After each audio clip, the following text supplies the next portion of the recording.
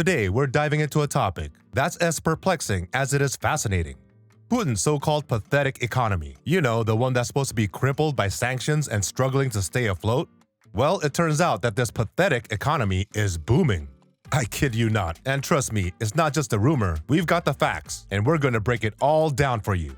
But the question is, how on earth Russia is not affected by the sanctions imposed? What strategies did it adopt? So, buckle up and let's find out why and what happened in Putin's economy.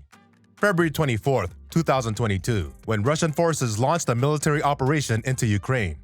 And within hours, boom!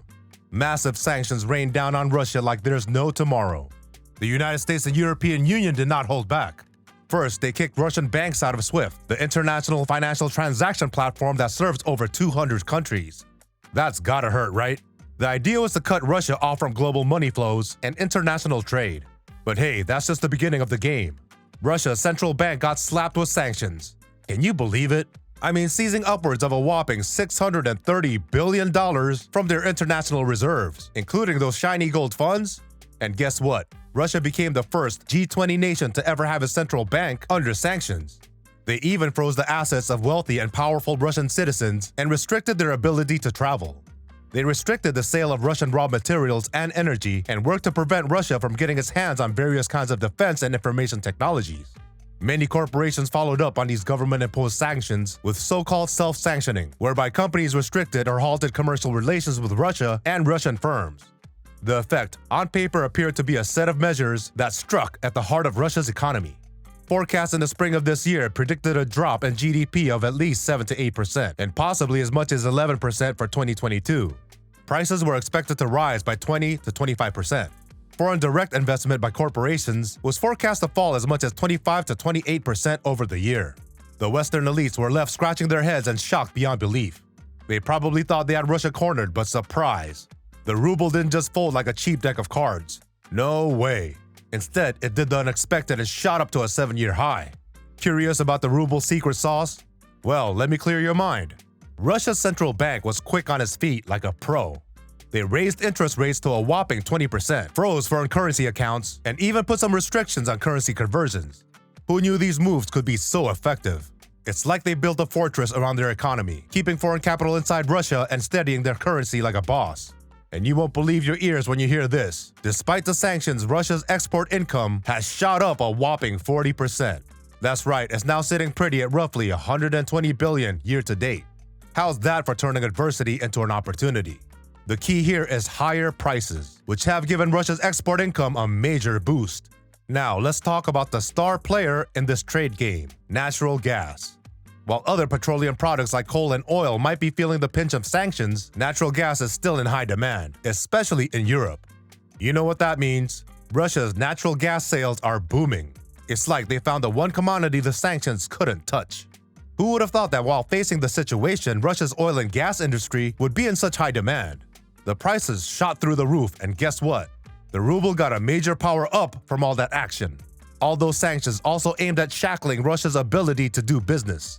But guess what? It is no ordinary player in the economic arena. Unlike many other large economies, it isn't heavily reliant on imports. However, some sectors did take a hit, especially transportation equipment, chemicals, food products, and IT services. Those were the vulnerable spots the sanctions targeted, but little did they know what Russia had up its sleeve. Initially, it made a splash, restricting Russia's access to crucial imports like parts for manufacturing. But Russia looked eastward and started importing more goods from nations like China, Belarus, and Turkey, the ones not participating in the sanctions game. This shrinkage in imports and swelling of exports means that Russia's trade balance looks extremely healthy. The surplus for January to September reached an eye-popping $198.4 billion, a staggering $120 billion higher than the same period in 2021. It's like they've hit the trade jackpot, and that's not all. This surplus is more than double the previous record set back in 2008. Who says sanctions can't be profitable? Now let's bring in the experts. Bruegel, a Brussels-based economic think tank, got their say. They believe Russia's balance of payments is here to stay.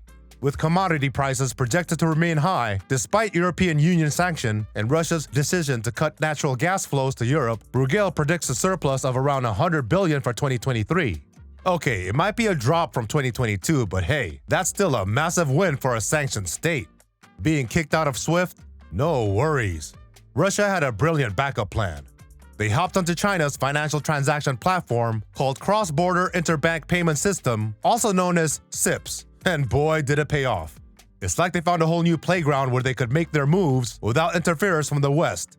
When Visa and MasterCard turned their backs on Russia, the Russians didn't flinch. They rolled out their very own credit card system called Mir and spread it like wildfire across their realm. But wait, there's more. Mir teamed up with China's UnionPay, and together they formed an unstoppable duo. At first, inflation sure ticked up a bit, but compared to the European Union, it was peanuts. And let's talk about those unemployment rates. They stayed at record lows. But of course, the man of the hour is none other than Vladimir Putin. Under his leadership, Russia executed a brilliant strategy, the Fortress Russia policy, which aimed at protecting the Russian financial system. The system did take a big hit early on, as sanctions on Russia's central bank assets were much stronger than expected, reducing its bank reserves by 40%. However, thanks to competent management, the system recovered, and the bank continues to hold large amounts of foreign currency, as much as $300 billion, for potential intervention in the currency and debt markets. And even though Russian banks lost access to the SWIFT financial transfer system, they still seem able to get the cash they need to operate, as various other channels continue to enable Russian banks to interact with the outside world. In other words, despite some big shocks, the central bank has kept Russian financial system intact and prevented a collapse of the wider Russian economy. Cutting ties with Western globalist structures was like shedding dead weight, freeing Russia to march to its own beat. Putin played his cards with finesse, leaving the world bewildered and wondering how did they do that? Now, here's where it gets truly fascinating. Putin's vision has given birth to what scholars call a civilization state. This is no ordinary nation. It's a totalizing political, economic, and cultural sphere. Russia is building its own parallel world, a self-sustained ecosystem. They've got their own economy, currency, arts, entertainment, internet structures, telecommunications, and even sports leagues. It's like they're creating a world within a world.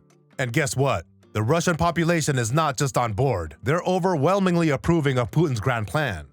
His approval rating has reached unprecedented heights, standing at an astonishing 83%. Who would have thought that canceling Russia would only make them stronger? And those who thought they had Russia all figured out, the Joe Biden administration in DC and the bullies in Brussels. It seems they were caught completely off guard by Russia's long-term strategy.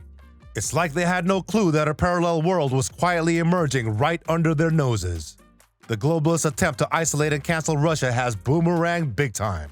As you can see, through strategic moves, building alliances, and creating a parallel world, Russia has emerged as a civilization state, ready to stand on its own 2 feet. Now, what do you think about how long Putin's economy will not be affected by the sanctions imposed? Comment your thoughts below. Till then, thank you for watching.